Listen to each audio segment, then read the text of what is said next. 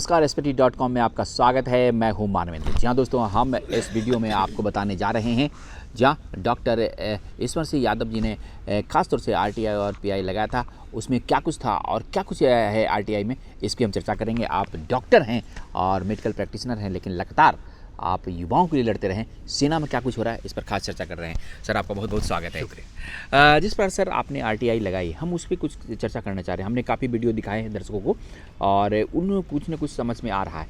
आपने RTI लगाया, क्या कुछ है उसमें? जी, एक स्पेसिफिक क्वेरी हमने उनसे पूछा था पिटिशनर्स ने RTI एक्ट 2005 में, जी, जो मैंने 13/10/2011 जी, को director general of military intelligence जी, ने हमें बताया, और ये चिट्ठी उन्होंने हमें 17/11/2011 को भेजी थी।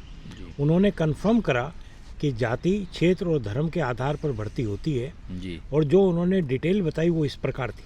पहला अच्छा, उन्होंने बता दिया कि जाति, धर्म और उसके आधार पर भर्ती भर्ती होती है। होती है। हमने पहला सवाल उनसे करा जी, कि क्या आपके पास रिक्रूटमेंट के कोई कानून जो जनरल ड्यूटी सोल्जर होते हैं उनके लिए सिंगल क्लास या फिक्स क्लास रेजिमेंट्स में है?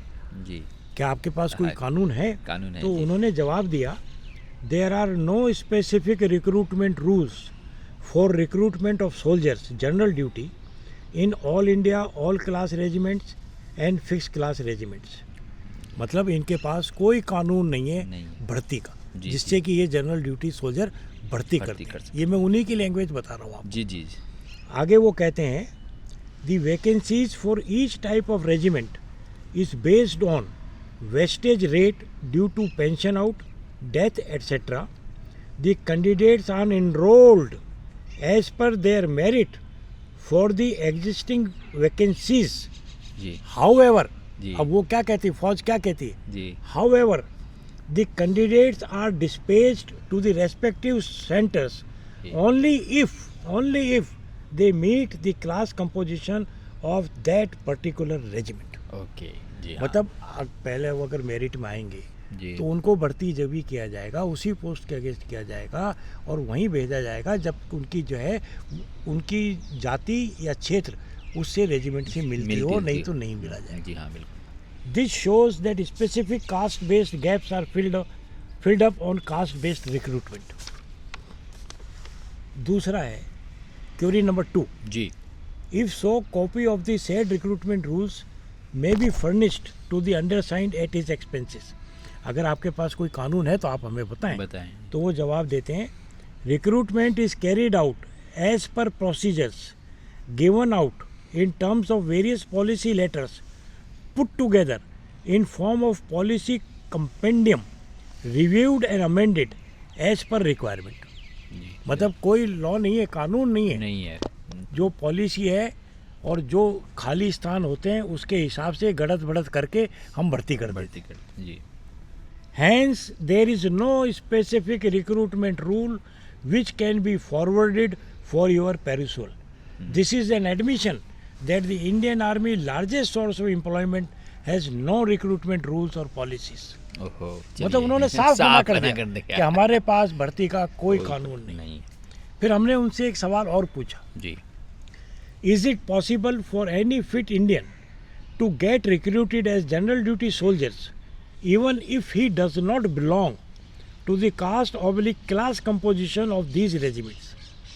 कि क्या कोई भी साधारण भारतीय अगर उसकी जाति और क्षेत्र रेजिमेंट से नहीं मिलती है उसकी, तो क्या वो भर्ती हो सकता है? एग्जाम्पल हमने उनको दिया, can Brahmins join Sikh regiment as general duty soldiers if they fulfil all other criterias other than caste and religion requirement. कि क्या ब्राह्मण अगर वो हर तरह से फिट है, जी। क्या सिख रेजिमेंट में भर्ती हो सकता है? अब देखिए उनका जवाब क्या है. हाँ, नो नो उनका जवाब है नहीं. नहीं, not as a general duty soldier.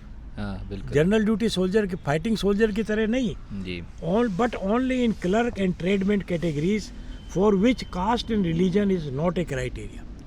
कि ट्रेडमैन और जो नीचे का काम करते हैं उसमें जाति का कोई वो नहीं है बाध्यता, बल्कि जनरल ड्यूटी सोल्जर्स में जाति की बाध्यता है. जी, बिल्कुल। This is an admission ये अब मैं अपनी तरफ से कह रहा हूँ इस बात को, this is an admission that except the privileged caste citizens of other caste however meritorious cannot get recruited as general duty soldier but can only get recruited as unit barber, dhobis, clerks, etc. This is also an admission that for clerk and tradesman categories, caste, religion and region is not a criteria, but for the general duty soldier it is definitely a criteria. Okay तो ये फौज ने खुद ने मान लिया। खुद ने मान लिया जी। आज एक और हमने उनसे इंफॉर्मेशन पूछी, जी please inform us whether it is true that in these regiments having fixed class caste composition, vacancies created due to various reasons like retirement, casualties are filled by the recruitment of that caste and class only. जी कि भाई जो retire हो गए या जो मर गए, हाँ। तो ये जाति और जो क्षेत्र और धर्म के आधार पे जो रेजिमेंट है, इसमें जो खाली स्थान होते हैं वो उन्हीं लोगों से भरे जाते हैं। उनका सीधा जवाब आया यस।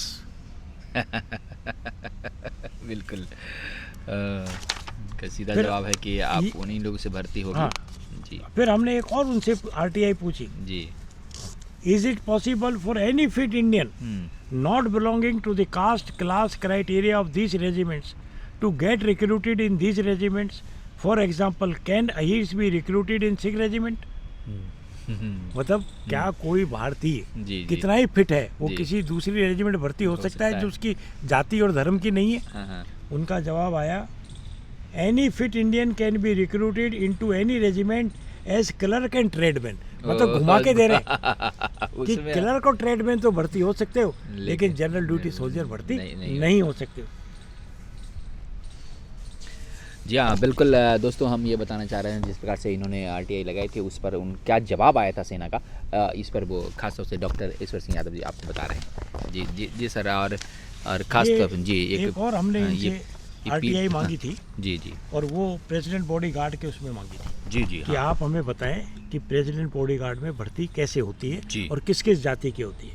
तो जो उन्होंने हमें जवाब दिया वो हम आपको बताते हैं। Enrollment in the President's bodyguard for Sikhs, Jats and Rajput is carried out as per policy of the Indian Army. मतलब इंडियन आर्मी की पॉलिसी जाति आधारित भर्ती है। इंडियन आर्मी की जो पॉलिसी है वो जाति आधारित है और कानून नहीं है भर्ती का कोई, लेकिन इनकी पॉलिसी है और जो पॉलिसी है वो संविधान के खिलाफ है।